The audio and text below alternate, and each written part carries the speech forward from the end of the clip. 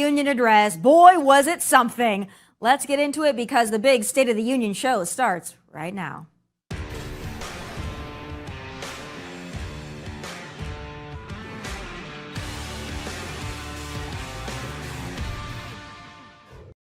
Last night was Biden's State of the Union address. It was a bold move to start the speech at 9 p.m. Eastern, a whole 3 hours after Joe's bedtime, but only 1 hour after the upper shot they for sure gave him.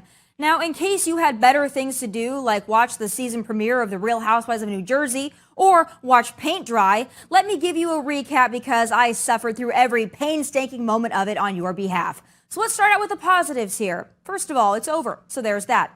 And given Biden's age, his cognitive decline, more money from we the taxpayers, a positive for sure. And secondly, we didn't have to watch Nancy lick her dentures all night, which was a definite plus as I could actually eat and watch the speech this year. Well, almost. But my friends, that is where the positives end. What I gleaned from all that was pretty much we need to spend more taxpayer dollars on the government to fix problems the government created. Joining me now with his take on what I shall call the nightmare before Valentine's Day is my fellow Fox News contributor, Gianno Caldwell. All right, Gianno, first of all, it's great to see you. I always love having you, and especially in a reaction to what happened last night. So first of all, I want to say this. It was dull. I found it a little dull. That is my top line thought there. But I want to get your thoughts watching it. Is it what you expected? Well, first and foremost, he looked like the ghost that stole Christmas. And we see that continuously with his tax policy, that's what he intends to do. What I did see is lie after lie, that even to the point that the Washington Post had to put out 4 Pinocchios for some of the claims in which he made, which, for the Washington Post saying it about a sitting Democrat, that it had to be bad. The idea that Republicans want to steal and do away with Social Security or sunset it was a complete and total lie. That was one of the things that when President Trump ran, when he was candidate Trump in 2016, he often talked about securing Social Security for those who paid into it. We also got to think about some of these other things that he's talked about in terms of unity when he's been one of the most divisive presidents that I would have imagined. I remember a lot of people talking about it being Congress Joe and middle class Joe and Amtrak Joe, when this particular Joe Biden has been nothing but divisive Joe. A lot of people are seeing through that. And then when we think about, lastly, how he's calling people like Senator not Mitch McConnell, but the majority leader of the Senate, a fellow Democrat, the minority leader, was something that I think a lot of people kind of raise the eyebrow to right in the very beginning of his speech. I think when it all comes down to it, he is a very old president, one who shouldn't be president. And clearly from this speech, that his faculties weren't fully there.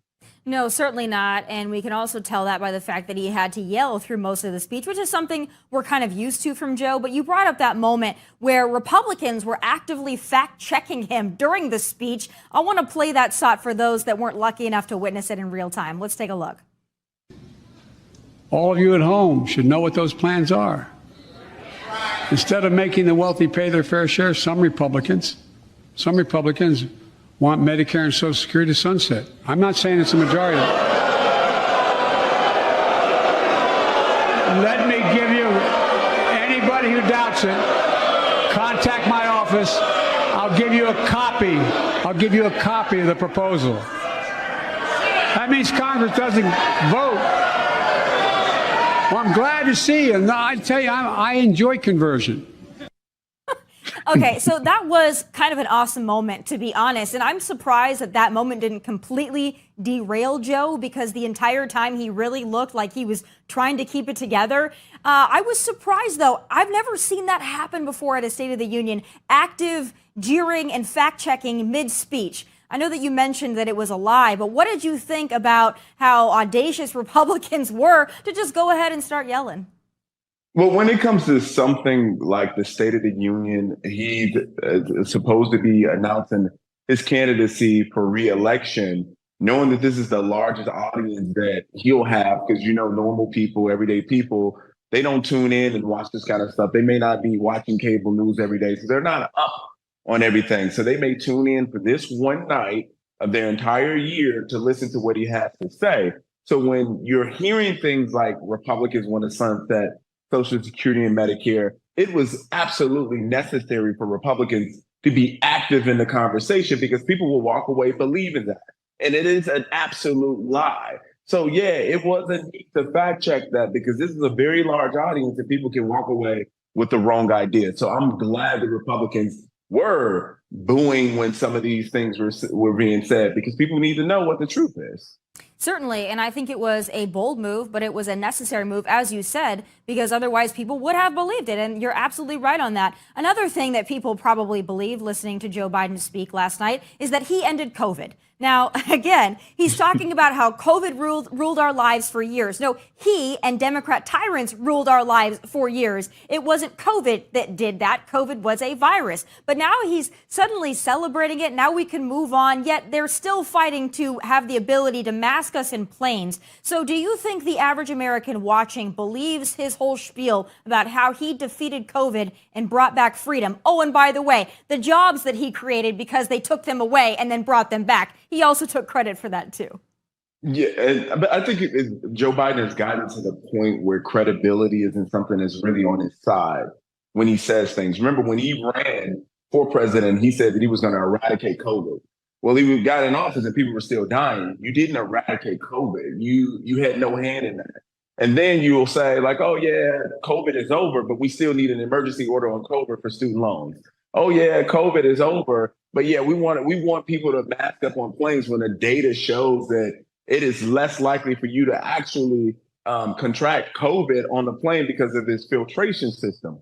So when you hear these things and they don't match up, you wonder what reality that he's living in. But then you realize he's an 80-year-old man who lies and lies and lies and lies. We talked about his Amtrak story. You know how many times he lied about that, saying that he was raised by the black church. When he goes into a black church, he looks confused and don't know where he is.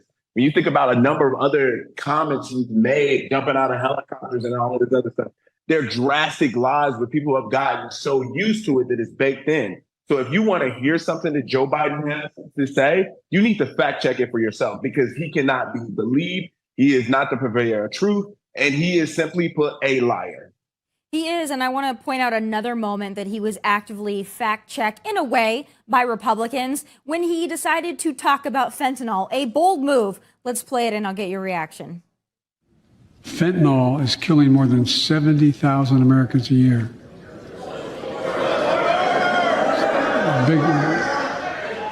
You got it.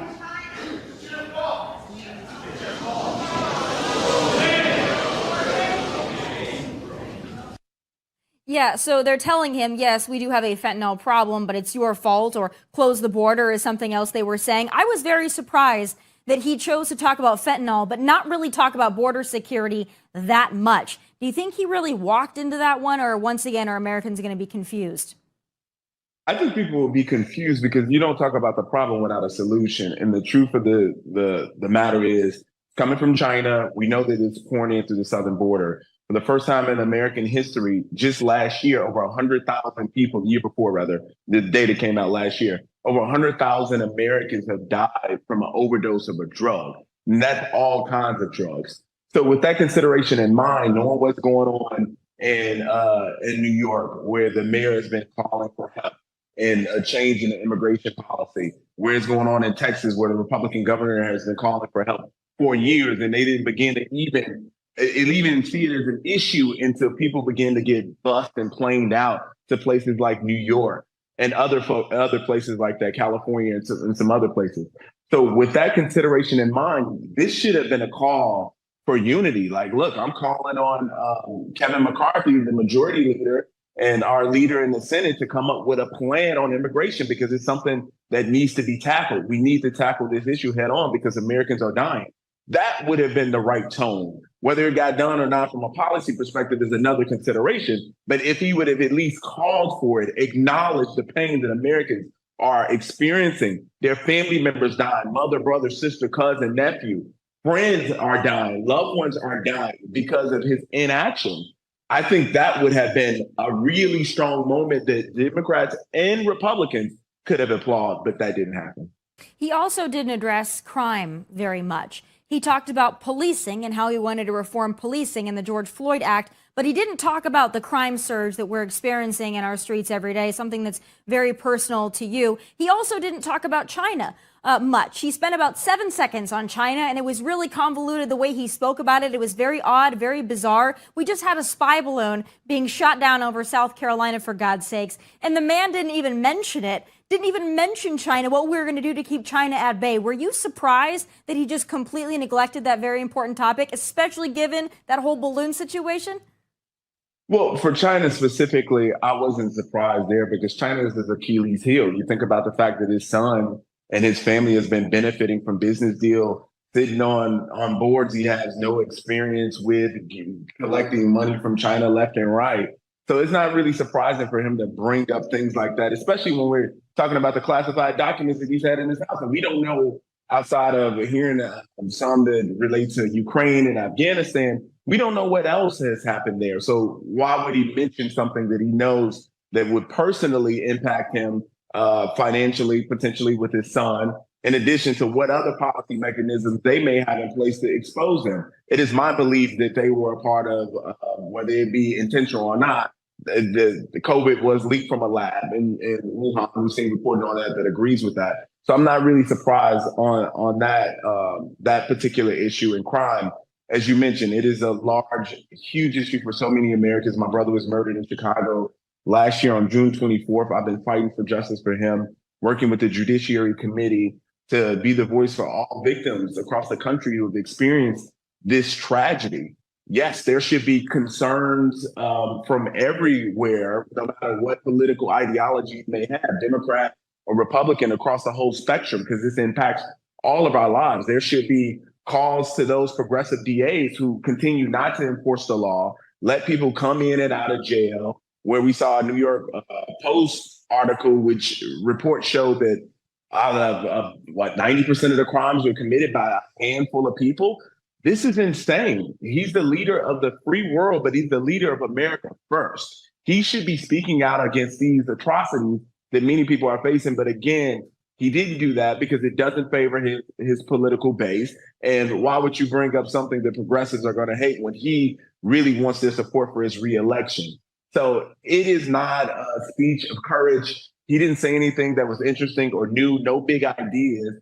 And at the end of the day, I think a lot of Americans realize he has failed. That's why you see so many Democrats in polling that say that they do not want him to run for reelection. I was also very confused at him focusing on, in the grand scheme of things, very small issues like junk fees and having hotels not charge you resort fees when they're not a resort. I mean, it seemed like little things he put in there that, yes, you know, those things annoy us. But when you're giving a State of the Union, I thought it was really small potatoes. But I also thought this, and Marco Rubio talked about this last night on Fox News. What I didn't hear from Joe, because like you said, I think he is trying to get into re-election mode. I didn't hear about men getting pregnant. I didn't hear about trans activism. I didn't hear about the wokeness. He left a lot of that out. Now, his policies say a different story, but what he tried to do last night is make it seem like he was this uniter and he wants to work with Republicans. Do you think that that was specifically because he wants to announce his re-election, or do you think he just plain forgot? Because either is really on the table when it comes to Joe. You know, when I talk to Democrats, even some progressives, they're really they're post wokeness at this particular point. The labeling has become so toxic and not in their favor that they rather not have those kind of conversations. I think middle of the road folks should talk about independence, which is what you need to win a re-election, what you need to win an election to begin with. They're not necessarily in favor of those things. That's why we saw in Virginia where the governor, Youngkin, why he did so well, focusing on education and keeping wokeness out of education. Those are key elements that I think normal, everyday people care about. And the transgender issue is something that's still not really understood by people. I think a lot of people are questioning the mechanisms of it, how there's this change in language that is being pursued by the Biden White House when they said we're going to eliminate the word mother and just call them birthing people. I mean, this is certainly not your parents' Democratic Party by no measure. This is a very different, very far left leaning Democratic Party that we're seeing. But at the same time, they've been so exposed to this stuff that they rather not talk about these things in public, especially when you have such a large stage, because that, I'm sure, would be a turnoff to some people. Yeah, no, I think he's definitely trying to do what he did during the primary season, is pretend like he's this moderate. He's certainly not. His policies say otherwise. No, he's not. Yeah, the last thing I want to ask you about, though, is Sarah Huckabee Sanders and her response to the State of the Union. You know, a lot of Republicans are very happy with it. I watched it. I was happy with it. I thought that she does represent a younger, new guard of the Republican Party. She's still, to me, somewhat of the establishment in the way that she delivered it. But she's the youngest governor. She's a woman. She pointed out that half Democrats don't even know what a woman is. Do you think that Sarah Huckabee Sanders is getting ready for something bigger than just being the governor of Arkansas? You know what? It was so interesting that you pointed in that, rather painted as that picture, because I absolutely agree. I don't think it would be now. It might be 4 or 8 years from now. It might be whenever, but certainly I was inspired by her speech. She talked about her fight for cancer, fight with cancer. I had no idea that she was had that going on personally, but how she talked about God, I thought was really impactful. Thought it was very powerful. I loved how she talked about the executive orders and the packages that she's putting forth on education. I thought that was really good. I like how she really gave a contrast to conservative leadership as being a governor with what's going on in the White House. I like how she even talked about the dynamics in generations. Her age compared to this 80-year-old guy who's completely out of touch and out of step with mainstream America. I do believe that she could legitimately be a great president one day. When she was the White House press secretary, I thought that she did a really great job of holding to account the press who clearly had an agenda and were biased. So I think that we're going to really see what her administration is going to look like. She's just getting started. She just got sworn in 2 weeks ago. But that was probably the best choice that they could have had to give the Republican response, Tommy.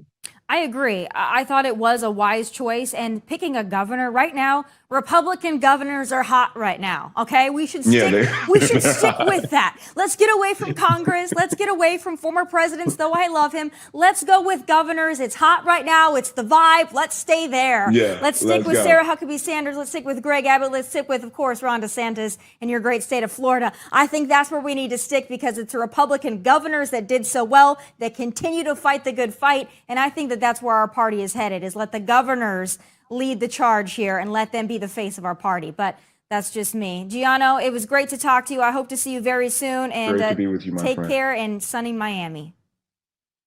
You as well. God bless you, Gianno. See you soon. Still ahead, I'll share the BS nugget from last night's speech that chapped my behind the most. My final thoughts are next.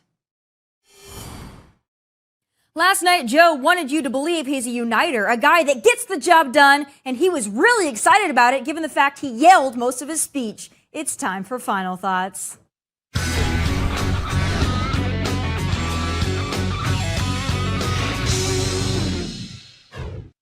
Like I said, folks, I watched the State of the Union so you didn't have to. And had I watched it on mute with my eyes closed, I might have been impressed, but I also would have missed these moments of sheer comedy and utter BS. Some of my Republican friends want to take the economy hostage. I get it, unless I agree to their economic plans. All of you at home should know what those plans are. Instead of making the wealthy pay their fair share, some Republicans want Medicare and Social Security to sunset. I'm not saying it's a majority. Let me give you, anybody who doubts it, contact my office. I said, we're going to need oil for at least another decade, and that's going to exceed and beyond that. We're going to need it. So a cashier at a burger place can't walk across town and take the same job at another burger place and make a few bucks more. It just changed. But they just changed it because we exposed it. That was part of the deal, guys. Look it up. But not anymore. Ban assault weapons now. Ban them now. Once and for all. Here in the people's house, it's our duty to protect all the people's rights and freedoms. Congress must restore the right that was taken away in Roe v. Wade and protect Roe v. Wade.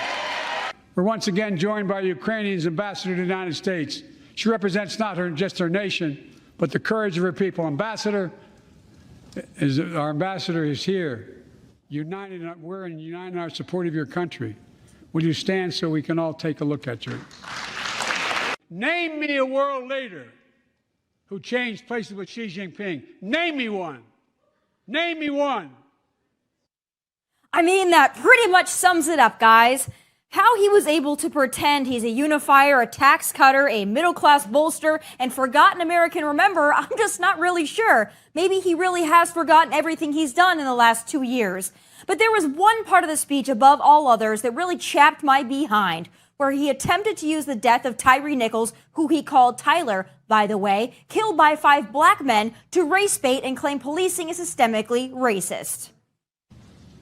Most of us in here have never had to have the talk that brown and black parents have had to have with their children. Bo, Hunter, Ashley, my children, I never had to have the talk with them. I never had to tell them if a police officer pulls you over, turn your interior lights on right away.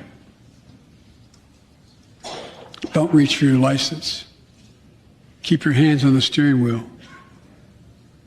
Imagine having to worry like that. So I'm going to go ahead and point out the very obvious. I am very white, and my parents also very white. Yet when I was young, my parents had that mystical talk with me too. They told me to keep my hands where the officer could see them, told me not to reach for anything, told me to comply with the officer, be polite, and do what I was told. That's called basic decency and basic parenting. It's also called How Everyone Stays Alive 101. And if the alternative is telling your kids to disobey officers, grab their weapons, try to run away, or actively resist arrest, well, therein lies the problem we keep repeatedly encountering in this country. My parents didn't teach me how to conduct myself around officers because police are bad. They told me these things because they know what I also know, and most of you listening also know. Police officers have to pull over every vehicle with the mindset they could be attacked, ambushed, ran over, shot, and killed, which is why the talk Joe tried to crap on is so important. When you show officers a basic level of respect, guess what happens? Everyone lives to see the light of the next frickin' day. And I'm so sick and tired of Democrat politicians in this country throwing our officers under the bus and selling their entire profession down the river. Joe didn't talk about it Tuesday night, but we have a massive crime problem in the USA on his watch. And the only people out there trying to do a damn thing about it are the officers he and his comrades repeatedly crap on. And I'm so sick of it. So Joe can take his State of the Union, his gaslighting, race baiting, and flat out lying and shove it. And those are my final thoughts from Nashville. God bless and take care.